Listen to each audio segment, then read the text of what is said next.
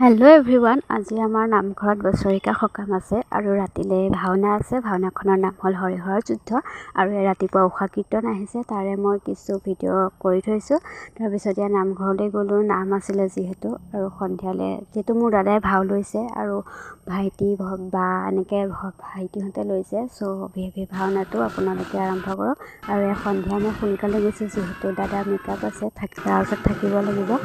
আৰু সেয়া ভাওনাখন যেনিবা ভালে কুশলে গ'ল আৰু ভিডিঅ'টো বেছি দীঘল হৈ যাব কাৰণে মই এটা ভিডিঅ' অনলি ভাওনাখিনি দেখুৱাম। তেনেহ'লে ভিডিঅ'টো আপোনালোকে চাই যাওক আৰু আপোনালোকে মৰম দিব বুলি আশা কৰিলোঁ।